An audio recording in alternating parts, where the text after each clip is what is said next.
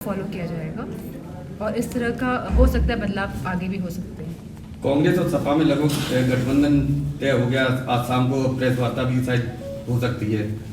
17 सीटों को लेकर जहाँ तक सूचना मिलेगी सहमति बनी है। जी हुआ है कुछ ऐसा? अगर आपको सूचना मिली है तो कोई फैक्ट्स तो होंगे तभी आप तक सूचना आई है। नहीं, 2-3 सीटों को लेकर कुछ अभी, लेकिन अब आप पे सूचना आई है तो मैं समझती हूँ कि कोई ना कोई सच्चाई होगी इसमें।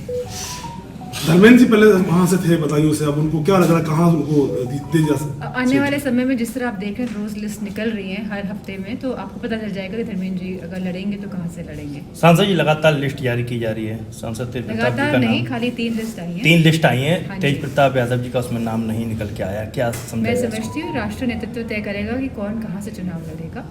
और राहुल गांधी ने एक बयान दिया है कि यूपी के युवा जो हैं वो रात में शराब के नशे में सड़कों पे यूपी के युवा जो है वो शराबी है, रात भर सड़कों पे मतलब डांस करते हैं।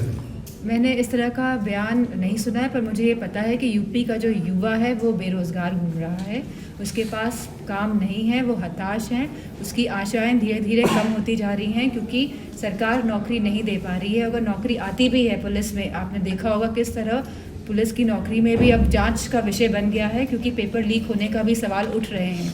तो मैं समझती हूँ, और जो यहाँ पे $1 ट्रिलियन इकोनॉमी की बात हो रही है, जो यहाँ पे डिफेंस कॉरिडोर बनने की बात हो रही है, जो यहाँ पे इन्वेस्टमेंट समिट की बात हो रही है, जहाँ कह रहे हैं कि लाखों करोड़ रुपए उत्तर प्रदेश में आ रहा है, तो अगर उत्तर प्रदेश में इस तरह का कोई भी इन्वेस्टमेंट हो रहा होता तो मैं समझती हूँ कि यूपी की जो यूपी आगे बढ़ रहा होता, युवाओं के पास नौकरी होती, रोजगार होते, किसान खुशहाल होता। आज किसान की भी अगर स्थिति देख लेंगे क्या है, पूरे भारत का किसान हमारा आज परेशान है। और जो राष्ट्रवाद की बात करते हैं, असली राष्ट्रवाद किसान और हमारा जवान है, और इन दोनों स्तंभों को इस सरकार ने बुरी तरह से हिलाने का काम किया है। आज मैनपुरी से बीजेपी से भारतीय जनता पार्टी में लखनऊ में शामिल हुए हैं, क्या इससे कोई पार्टी को कोई असर पड़ेगा?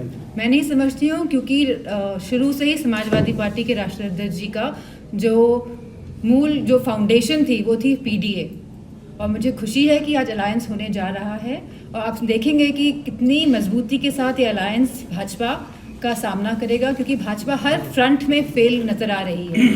मैनपुरी से बीजेपी 4 स्तंभों की बात हुई थी, नारी की, युवाओं की, किसानों की और जवानों की।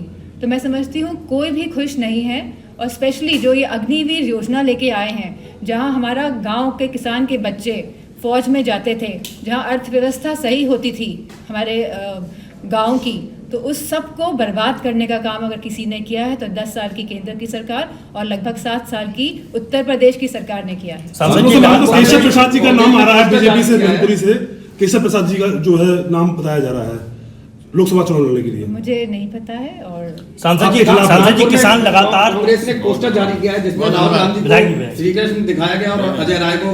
मैंने ये पोस्टर देखा नहीं है तो मैं मान नहीं। सांसद जी लगातार किसान धरना दे रहे हैं, सरकार कह रही है कि बैठक की जा रही है, बातचीत की जा रही है, लेकिन अभी तक किसानों के प्रति कोई भी निष्कर्ष हल निकल के नहीं आ रहा। कैसे मानते हैं इसको लेकर, क्या देखते हैं? मेरे हाथ में कुछ है नहीं इन सब चीजों को लेकर।